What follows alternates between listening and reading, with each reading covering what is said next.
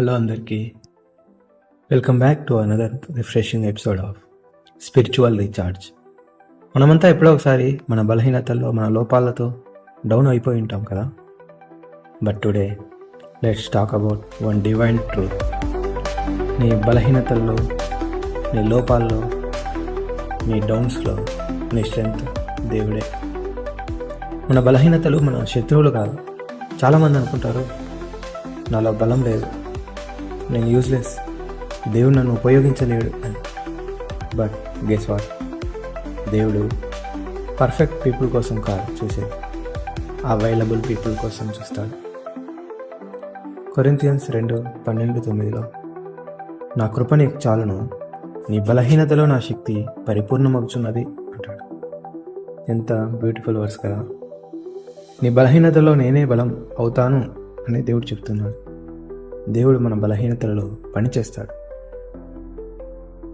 Actually మన బలహీనతలు, మన లోపాలు అనేటివి ఒక ఇన్విటేషన్ లాంటివి. దేవుడు అంటాడు, నా మీద డిపెండ్ అవ్వు, నేనే నీ స్ట్రెంత్ అవుతాను.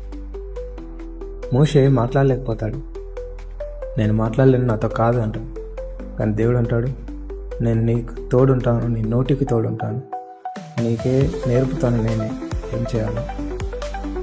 అబ్రహాం డౌట్ పడతాడు, శారా నవ్వుతుంది, కానీ దేవుడు మాత్రం అద్భుతాన్ని చేశాడు. దేవుడు బలవంతులనే కాదు, బలహీనుల్ని ఎక్స్ట్రాడినరీగా మార్చేస్తాడు. నువ్వు యాక్సెప్ట్ చేయాలి. నువ్వు యాక్సెప్ట్ చేసినప్పుడు ఆయన స్టార్ట్ చేస్తాడు. మనం చాలాసార్లు లో అయిపోతాం, డౌన్ అయిపోతాం, కానీ మనం చెప్పవలసింది ఒకటే, lord, I can't do this without you, but you can do anything in me. మనం ఆయన లేకుండా ఏం చేయలేం, కానీ ఆయన మన ద్వారా సమస్తాన్ని చేయగలడు. మనం ఆయన పనిముట్లుగా వాడబడాలి. ఫిలిప్పీ 4:13 క్రీస్తునందు నాకు బలం కలిగి ఉన్నందున నేను సమస్తం చేయగలను. When you are weak, God says I am strong for you. పేతురు డినైల్ చేశాడు కదా, 3 సార్లు ఆయన్ను నిరాకరించాడు. కానీ అదే పేతురు పెంతెకొస్తు దినాన పవర్ఫుల్గా ఉపయోగించబడ్డాడు. ఎందుకు? Because he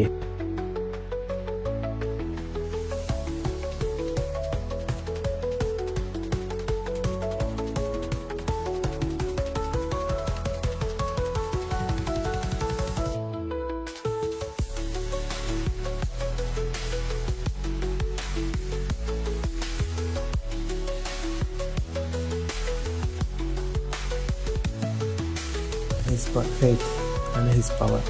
Glory to God, not you. ఇలా చేస్తే నీ బలహీనత నీ గ్రేటెస్ట్ టెస్టిమనీ అవుతుంది. ఫ్రెండ్, నీవు బలహీనంగా ఉన్నప్పుడు దేవుడు బలవంతుడిగా ప్రదర్శిస్తాడు. నీ కన్నీళ్ళు, నీ భయాలు అవన్నీ ఆయనకు రా మెటీరియల్ లాంటివి. ఆయనని షేప్ చేస్తాడు, స్ట్రెంగ్తన్ చేస్తాడు, షేమ్ చేస్తాడు. So today say it loudly, నా బలహీనతలో దేవుడే నా బలం. నెక్స్ట్ టైం లైఫ్ హార్డ్గా హిట్ చేసినప్పుడు just recharge with His strength. God bless you all. See you in next podcast. Bye bye.